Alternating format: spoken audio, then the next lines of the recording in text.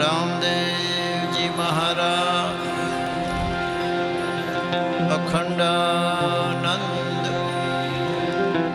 हरे गुरु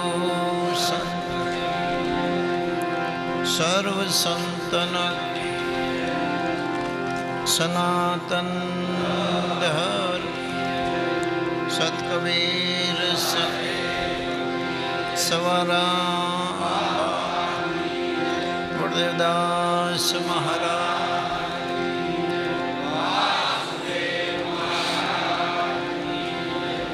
आदिशक्ति वैराय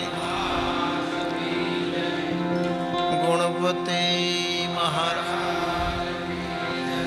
हनुमान जी महाराज जय जय सीता नमः पार्वती हर महादेव।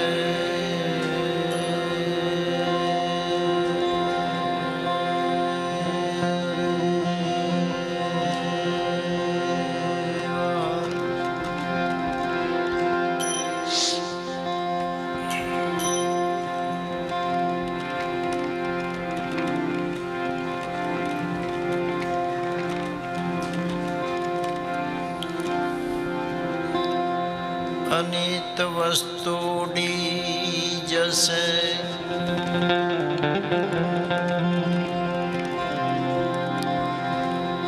एक नाम बिन सब नाश।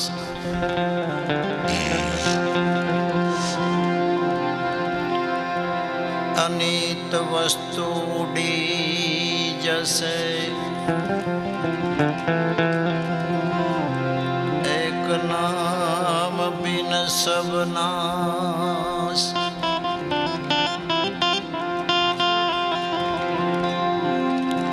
अविचड़ वस्तु अखंड छे जो भजे संत दिन रात।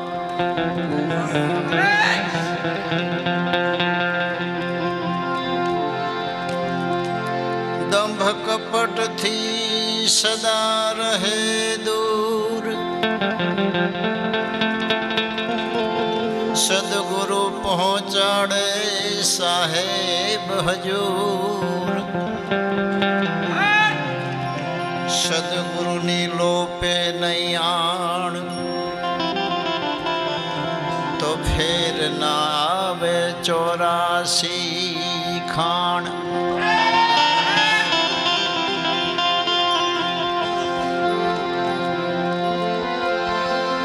प्रहलाद जी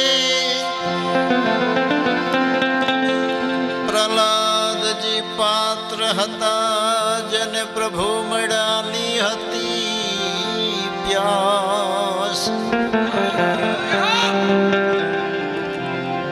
सुहम राम समरण दियो श्री बाये साक्षात।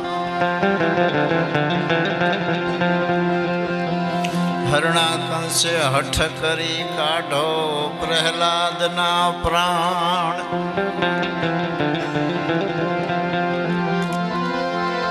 हरणाकंस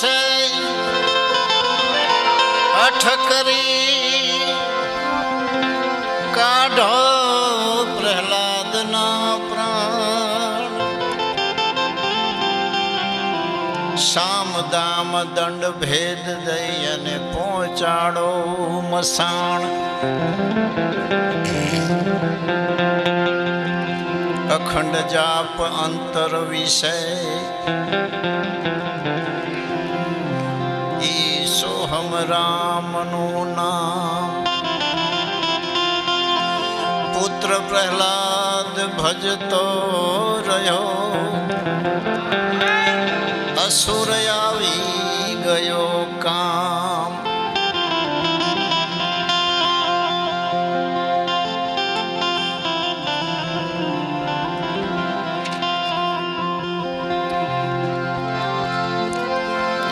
शंख चक्र गदा पदम लई हूँ लक्ष्मी जी ने ત્યાગો મારા સંતોને કોઈ સંતાપે ત્યારે ઉઘાડા પગે ભાગો.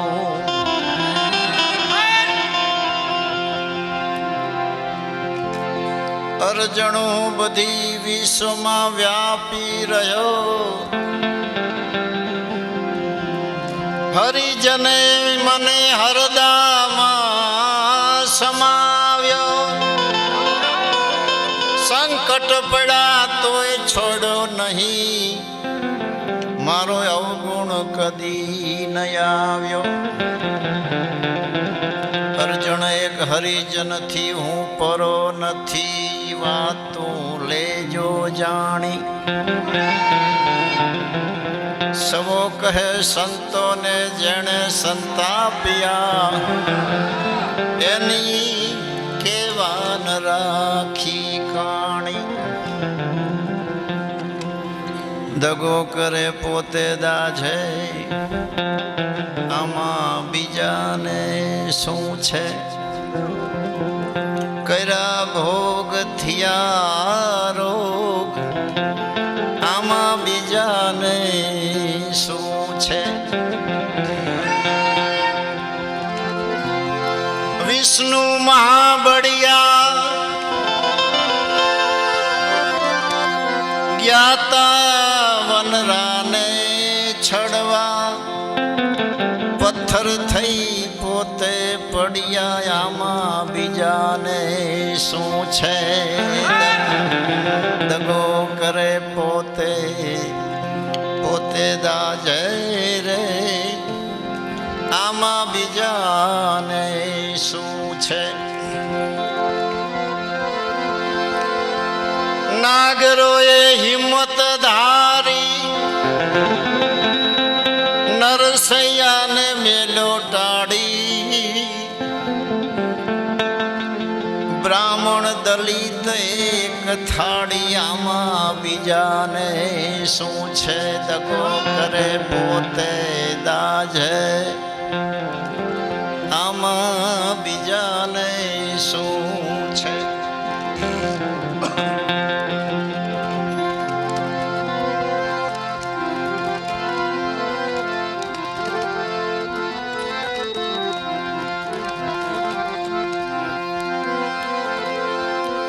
માધવદાસે માગી લીધું ગુરુ ચરણે ચિત દીધું. સ્વરૂપ પોતાનું સંભાળી લીધું આમાં બીજાને શું છે.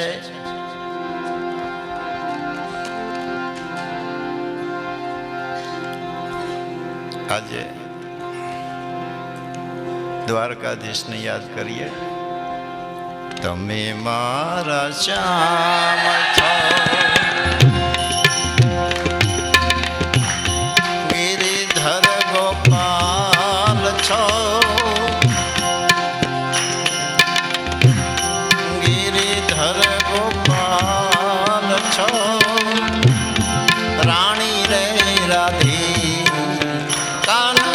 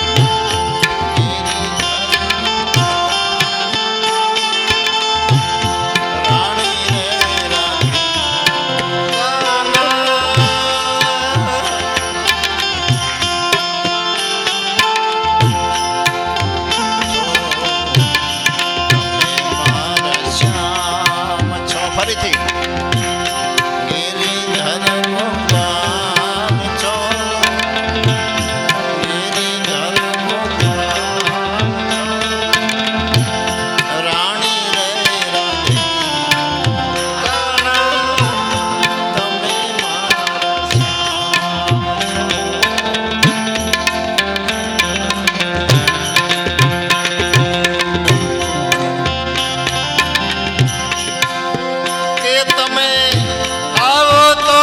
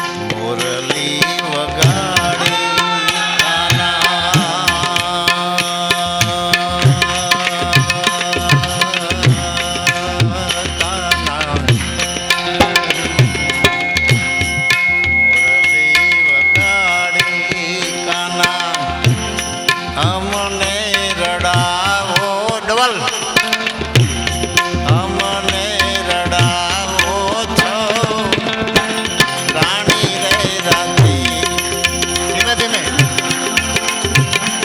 ધીમે તમે મારા શ્યામ છો ગિરિધર ગોપાલ છો બોલો ગિરિધર ગોપાલ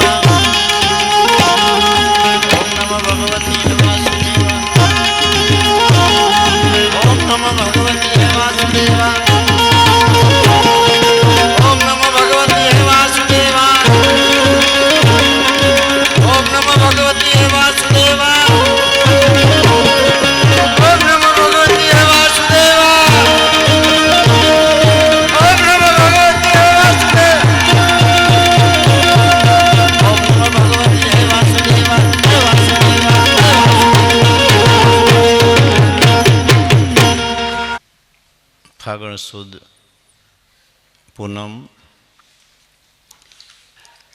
આજની સેવા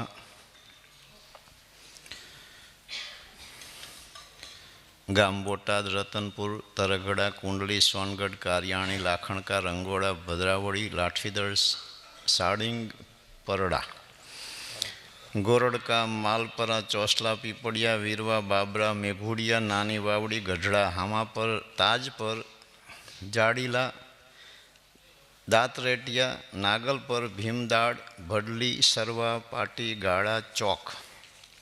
આટલા જ નામ હે. આટલા ગામના સતી સેવકોની ફાગણ સુદ પૂનમની ભોજનશાળાની અંદર સેવા હતી. આપ સૌને સેવા વતી ખૂબ ખૂબ ધન્યવાદ. અને એક સૂચના છે, લાલજીભાઈ ગાંડાભાઈ પ્રજાપતિ તરફથી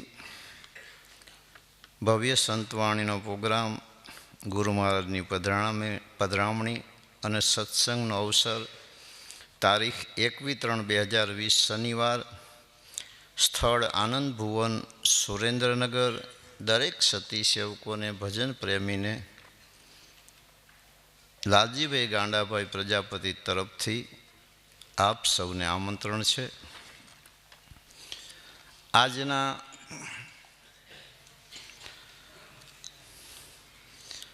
એવો જે પર્વ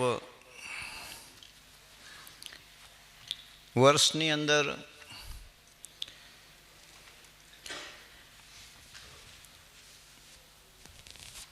બે થી ત્રણ એવા પર્વ છે કે જે અજ્ઞાનની સામે જ્ઞાનનો પ્રકાશ, અસત્યની સામે સત્યનો પ્રકાશ જ્યારે થયો છે, ત્યારે અસંખ્યને અપાર આત્માઓના હૃદયમાં ખુશી ઉપજે છે. અને એ ખુશી નિમિત્ત પર્વને બહુ કાળથી ભારત દેશની અંદર મનાવવામાં આવે છે. પછી તો પ્રેમનો પર્વ કહો, આનંદનો પર્વ કહો, બંધનમાંથી મુક્ત જ્યારે થાય કોઈ પણ જીવ, પછી આનંદની કોઈ સીમા નથી રહેતી. એવા 2-3 પ્રસંગની અંદર આજનો જે ફાગણ સુદ સાતમ, સવારામ બાપાએ આપણને એક ટાંક કરી છે કે હે ભક્તો, હે હરિજનો, ફાગણ છે ફિટકાર કરણી ના કમાઓ, પાપી જન્મા પૃથ્વીની માય, એને હરિજન છે દાવો. કેવળ ફાગણ મહિનામાં જેમ કે કરણી ના કમાવો એમ કહેવાનો મતલબ નથી, પણ જીવનમાં એવી કોઈ કરણી ના કમાવો કે જેનાથી આવા કોઈ સમય સામે આવે. વિશેષ કે શ્રીબાઈનો શબ્દ સુણી અને પ્રહલાદજીને જે નિશ્ચયપણામાં પરમાત્માનું નામ દ્રઢ થયું, એ બહુ મોટી વાત કહેવાય. આપણે યુગોથી સૃષ્ટિ પર પરમાત્માનું નામ, રામનું નામ લેવી છીએ, પણ આટલું જે નિશ્ચયપણું થવું, જેવી રીતે ગુરુને થયું,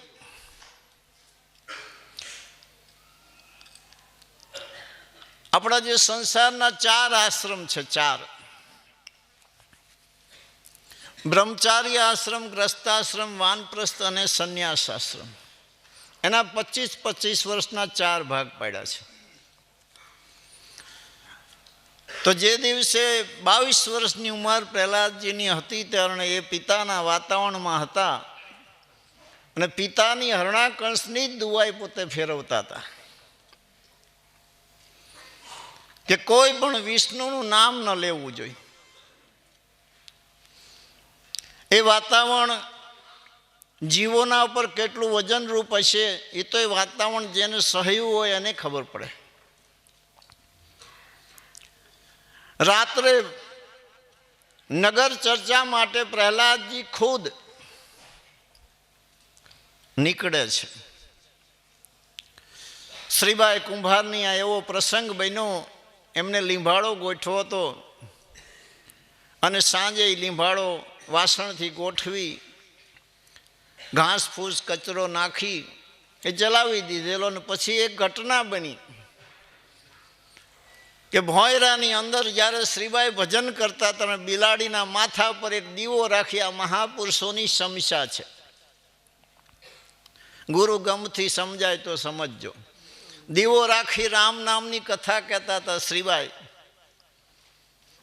એકવાર એ સ્થિર નહોતી. શ્રીબાઈ પૂછવા આજ કેમ આમ છે? તો કે મારા બચલા છે એ લીંભાળામાં આવી ગયા છે. આ નિશ્ચયપણું જો શ્રીબાઈએ તરત કીધું કે તારા બચલાને મારો રામ બચાવશે. ભજન કરીએ પણ નિશ્ચયપણું થવું બહુ દુર્લભ છે. એ શબ્દ સવારામ બાપાએ ટાંક કરી કે પહેલાજીએ સાંભળ્યો. પહેલાજીએ દ્વાર ખોલાયો અને શ્રીબાઈને ઉડણ ભગતને કીધું કે મારે જોવો છે તારો રામ બચ્ચાને કેવી રીતે બચાવે છે, અને હું જ્યાં સુધી આવું નહીં મારી સન્મુખ મારી હાજરીમાં જ તમારે લીંબાડો ખોલવાનો. પરોઢિયે 4 વાગે પહેલા જ રાજા ફરીથી આવે છે. લીંબાડો ખોલ્યો, બધા વાસણ એમાંથી બહાર કાઢ્યા. વચ્ચોવચ્ચ સૌ પ્રથમ જે 4 માટલા મૂકેલા એ કાચા રહ્યા હતા અને એની અંદરથી બિલાડીના બચ્ચા હસતા ને ખેલતા બહાર આવ્યા. શ્રીબાઈને જે ગુરુ દ્વારા મળેલું જે સતનો એવો તાંતણો, સત્યનો જય હોય એવો શબ્દ એક માર્મિક મળેલો, એની અંદરથી પોતે કંઈક પોતાની બુદ્ધિથી ગુરુની પ્રેરણાથી આરેખનથી પોતે નિર્ણય કંઈક લીધો હોય છે કે સત્ય શું છે. એ જ સત્ય પ્રહલાદજી જ્યારે નિર્ણયમાં આવ્યું એટલે ઘરે જઈને એમને વિષ્ણુનું ભજન ચાલુ કરી દીધું. ધીરે ધીરે હરણાકૃષ્ણને ખબર પડી. કથા તો આપ જાણો છો, અસંખ્ય પ્રકારના કષ્ટ આપ્યા, દુઃખ આપ્યા. પ્રહલાદનું નિશ્ચયપણું જુઓ, જ્યાં જોઉં ત્યાં અણુ અણુમાં મારો રામ છે. ગજબ નિશ્ચયપણું કહેવાય. અને એ પ્રમાણે પોતે બધી જ પરીક્ષામાંથી પાસ થયા અને છેલ્લે હરણાકંશે સ્તંભ ધખાયો. અને સ્તંભ ધખાયા પછી પૂછ્યું છે કે આ સ્તંભમાં તારો રામ છે કે હા? પણ સહેજ પોતાના દિલમાં એવું સવારામ બાપાએ ટાંક મારી છે, સહેજ પોતાને સહેજ અવિશ્વાસ શરૂ થયો. એ જ સેકન્ડે પરમાત્માએ સોનેરી કીડીઓની હાર દેખાડી થંભ ઉપર, અને હાર જોઈને તરત હિંમતમાં આવી ગયા કે સોનાની કીડીઓ, સોનેરી કીડીઓ થંભ ઉપર હાલે તો મને શું થવાનું? દોડીને બથ ભરીને નરસિંહ રૂપ પ્રગટ થયું.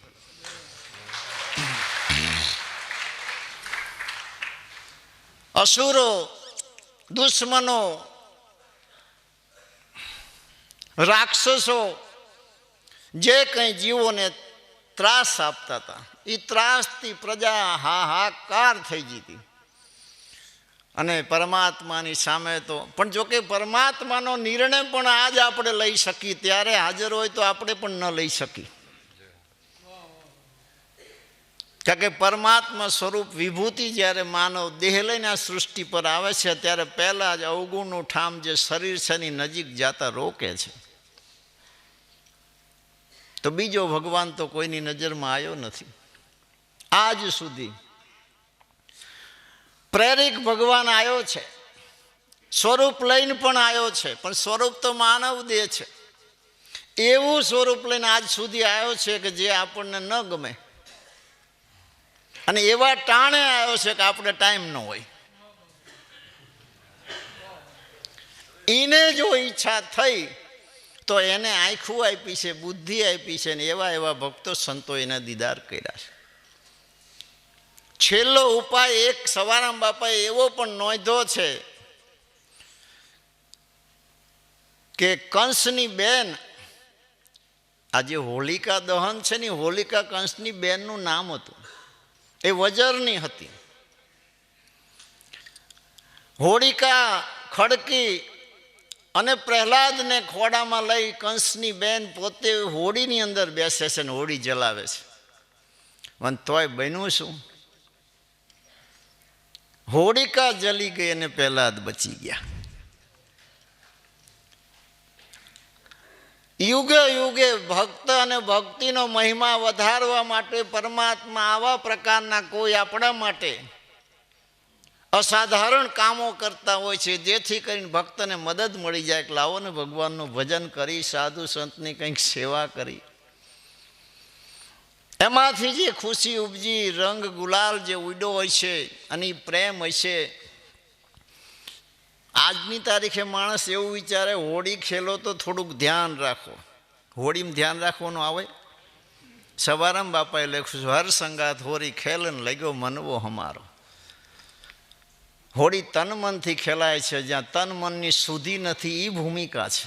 જાગ્રત અવસ્થામાં પણ છે ને વિદેહ અવસ્થામાં પણ છે. સવારામ બાપાએ જે ખેલી છે એ તન મનની શુદ્ધિ ભૂલીને હરી સાથે ખેલી છે, એમને હોળી લખી છે. અને કૃષ્ણએ જે વ્રજમાં હોળી ખેલી છે એ હોળી કેવી છે? જ્યાં નથી તું, જ્યાં નથી હું, વચ્ચે જે પ્રેમ તત્વ છે કેવળ, એને અમારા મહાપુરુષો હોળી કહે છે. આંખથી ખેલો, કાનથી ખેલો, નાકથી ખેલો, મુખથી ખેલો, હાથ પગથી હોળી ખેલો, તનથી ખેલો, મનથી ખેલો. વિભાગ તમે ગમે એટલા પાડો પણ અહીંયા શુદ્ધિ નથી. જેમ લક્ષ્ય ધ્યાન આપણો છે, આજે અત્યારે હું બોલી રહ્યો છું, તમે સાંભળી રહ્યા છો, તમે ધ્યાનમાં નથી, છતાં એક એક શબ્દને તમે પકડો છો એટલે તમારી આજુબાજુમાં શું થાય છે તમને ખબર નથી. અને 5 થી 7 કલાક 10 કલાક તમે ભજન સત્સંગમાં બેહી રહો છો, આ લક્ષ્ય ધ્યાન છે. એ જાગૃતિ હોવા છતાંય શુદ્ધિ નથી રહેતી. જેવી રીતે જનક વિદેયને હતી, જેવી રીતે બળદેવદાસ બાપાને હતી, જેવી રીતે સવારામ બાપાને હતી, જાગ્રત અવસ્થા છતાંય વિદેહ અવસ્થા. કેવલ કલ્પના નહીં, કેવલ વાત નહીં, જેને આ દુનિયામાં વ્યવહાર કરી બતાવ્યા છે. આવું એવી હોળીનો રંગ સવારામ બાપાએ કીધો લાલ ગુલાલ છે.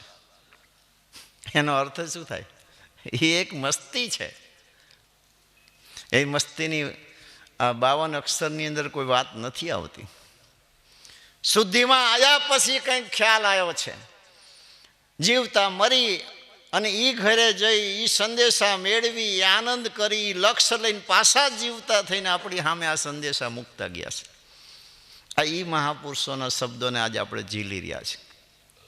સમયે સમયે આપણને આ જ મહાપુરુષોની જે કંઈ સંસ્કારની પરંપરાની જે ધારા છે એને ધરતી પર એવી સ્થાપિત કરી છે કે પૃથ્વી રહે ત્યાં સુધી એ ધારામાં એને લાયક આત્માઓ આનંદ કરી શકે.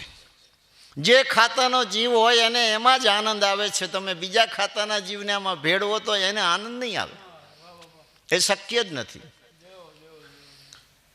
તો ત્રિવિધિ તાપથી ગ્રસિત જીવાત્માઓ પૃથ્વી થપાણી ત્યારથી આમ નામ જે મહાપુરુષોની પરમાત્માની આસ રાખતા આવ્યા છે, તો એવા પુરુષો પરમાત્મા સ્વરૂપી એવી વિભૂતિઓ યુગોથી આ ભારતમાં બની છે, આજ પણ બને છે અને આ પૃથ્વી રહેશે ત્યાં સુધી બનશે, બનશે ને બનશે. જીવાત્માને શાંતિ આપવા માટે, કાયમ માટે એમનો જે પોતાનો પરમાર્થનો સ્વભાવ છે, ભૂંડો જો ભૂંડપ ન છોડે તો ભલો કેવી રીતે ભલપ છોડે? કારણ કે ગતિ છે. જેમ લોભીની ગતિ છે, સુરવીરની ગતિ છે, દાતારની ગતિ છે, એને કોઈ નિશાળમાં મૂકવાથી કોઈ થાય નહીં. પ્રિય બોલવું સજનતા દાતારી સુર પંત એતા અભ્યાસે ના મિલે બિના કૃપા ભગવંત. આ ગતિ છે. અને જેને જે ગતિ સાંપડી છે એનો આનંદ કરી લઈ શકે છે. બાજુમાં બેઠેલાને ખબર નથી પડતી કે સૂર્યના હૃદયમાં શું થઈ રહ્યું છે. કાયર એને સમજી પણ ન શકે, અરે એની કલ્પના પણ ન કરી શકે. છતાંય યાદ રાખજો, દરેક ગતિવાળા પુરુષો હોવા છતાંય આ જીવન સંસારની અંદર પરિવર્તનશીલ છે. એટલે વારાફરતી એકબીજી જે કંઈ માહોલ છે એનો પટ ચડતો જાય છે. એટલે ગમે ત્યારે દાતાર હોય, સુરવીર હોય, પ્રેમી હોય, એને આધારની જરૂર છે, એક પટકારાની જરૂર છે. ખબરદાર કહી દો એટલે તરત ઊભો રહી જાય, અને માર કહો એટલે તરત મારી નાખે. વાતાવરણ જ્યાં સુધી ઊભું ન થાય ત્યાં સુરવીરતા જાગતી નથી. બેઠા બેઠા ન જાગે, પણ બૂંગીઓ ઢોલ વાગે, અથવા ગાયનું ધણ કોઈ વારી જતું હોય, અથવા કોઈ બેન દીકરીને આજ આબરૂ લૂંટાતી હોય, ત્યારે સુરવીર એવો વિચાર ન કરે કે આમાં જવું કે ન જવું. ગતિ આપોઆપ થઈ જાય છે. તમે બેઠા હોય, કોઈનું છોકરું પડી જાય, આપોઆપ તમે ઉઠીને એને ઉપાડી લેશો. કારણ કે જો તમે સત્વગુણી છો તો આપોઆપ ઉઠાવી લેવાનો છે. તમે જોવાનું નથી કે પાડોશીનું છોકરું છે, મારું છોકરું છે, નહીં. ગતિ તમારી અંદર હોય આપોઆપ. પણ ગતિ ક્યારે આવે છે? પૂરી સૃષ્ટિનું બીજ સંસ્કાર જ છે. સંસ્કારથી બધા આવ્યા છે. તો હવે પછી એવા સંસ્કાર દ્રઢ કરો કે સંસ્કાર લઈને જ જવાનું છે. અને અંત સમયે કોઈ બેલી નથી. અંત સમયે સદગુરુ બેલી સવારામ બાપાએ કીધું છે. અહીંયા બીજો કોઈ તમને મદદ કરનાર નથી. સવારામ બાપાએ કીધું અંત સમયે સદગુરુ બેલી. કહેવાનો મતલબ કે જીવનની અંદર જ્યારે અંત સમય આવે તો કાયા નગરીની શું અવસ્થા છે કોઈને ખબર નથી. ખુદ સવારામ બાપાએ લખ્યું છે, વે દિન મેરી કોણ ગતિ પત રાખ પ્રભુ મેં તેરે ચરણ પડો. રોગ રીપુ દુશ્મન બડો બલકારી કાયા હમારી કાચો ઘડો. હજી અવસર ધણી આગળ આડો તેદી વસ્તી હશે કે જંગલ ખડો. મોત આવશે ત્યારે ઘરે શું, બહાર શું, હાજાય શું, નહીં સાંભળી શકતા શું, જોઈ શકશે, બોલી શકશે, કોઈ સાંભળનાર હશે નહીં, શું અવસ્થા છે? ત્યારે અંત સમયે સદગુરુ બેલી. કારણ કે અંત સમયે સદગુરુનો શબ્દ આગેવાન બની સંતો ભક્તો હંસ પુરુષોને સદગુરુના બાળકોને આ એ શબ્દ આગેવાન બની પોતાના વતનમાં લઈ જાય છે. આ સત્ય સનાતન છે. પણ સંસ્કારનો નિયમ એવો છે કે સંસ્કારથી સ્વભાવ થાય છે. સ્વભાવનો અર્થ એવો થાય છે કે તમે કદી બદલી ન શકો. જાતીય સ્વભાવ નમુચ્છતે.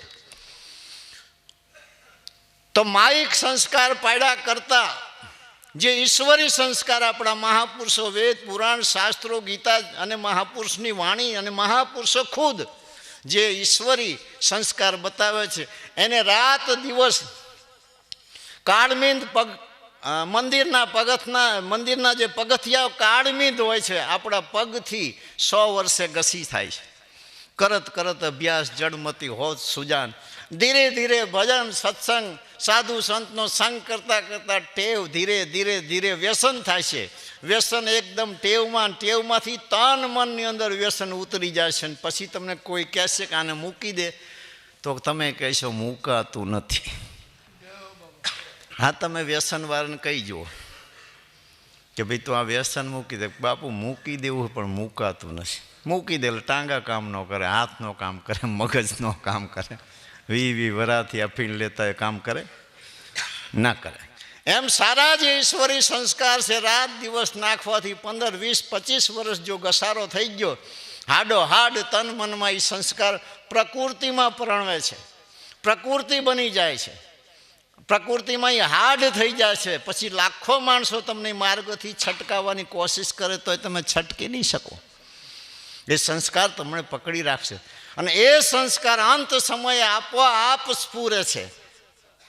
તમને કાનમાં કોઈએ કહેવું ન પડે, આપોઆપ અંદરથી સ્ફુરે છે. એની પોતાની ગતિ, પોતાના વતન, પોતાનું સ્વરૂપ, પોતાના આનંદ, પોતાના પ્રેમ બાજુ કરે છે. જેને બાળવા પણ દુઃખ થતું નથી. એનો મહિમા છે.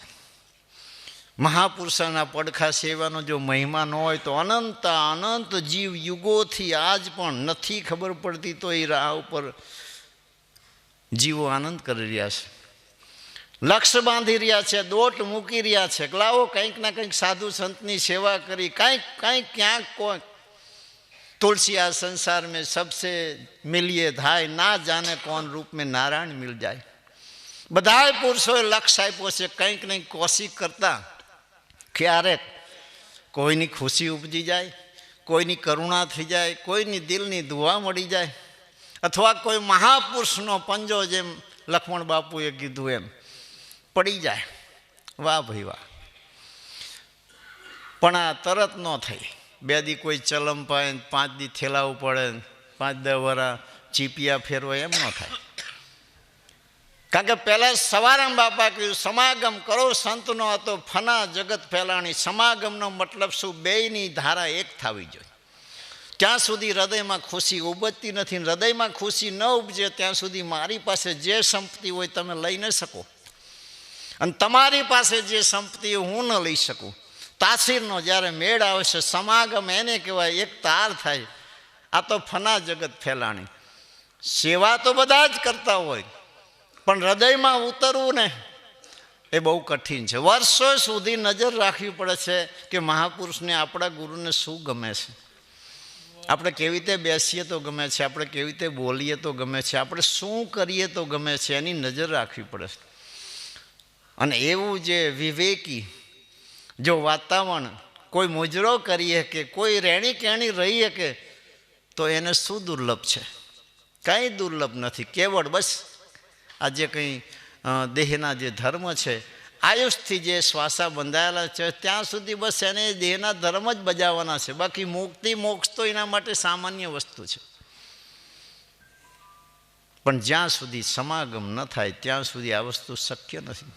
સમાગમ કરવામાં વર્ષો સુધી ધ્યાન રાખવું પડશે. ને આપણને ગમે એવી રીતે ગુરુની પાસે, સાધુની પાસે, સંતોની પાસે, ધર્મસ્થાને આપણને ગમે એ રીતે કોઈ આશા ન રખાય. પણ એમની મર્યાદા શું છે, એમનો કાનૂન છે, મહાપુરુષો શું વચન કહે છે, એને યાદ રાખીને કોઈ હાલે તો એનો જીવન સફળ થાય છે. આજનો યુગ ભલે ગમે એવો હોય, એવું નથી કે યુગ બગડી ગયો છે. સતયુગમાં આ જ તકલીફ હતી, ત્રેતામાં આ જ હતી, દ્વાપરમાં આ હતી, ને આજે કલિયુગમાં આ જ છે. જે વસ્તુને પામમાં જેટલી મહેનતની જરૂર પડે, જે મુજરાની જરૂર પડે, જે રહેણી કહેણીની જરૂર પડે, બધું હોય તો જ પ્રાપ્ત થાય, ને કે સહેલું એકેય યુગમાં નથી. કારણ કે કર્મ પ્રધાન વિશ્વ કર રાખા. ન એક વિચાર, ન એક કર્મ, ન એક પાણી, ન એક અન્ન, નહીં આકાંક્ષા, ઈચ્છા, એક નહીં કોઈની. અને એક કોઈ દી આનંદમય વાતાવરણ સૃષ્ટિ પર આજ સુધી કોઈ થયું નથી, પૃથ્વી રહેતા સુધી થવાનું પણ નહીં.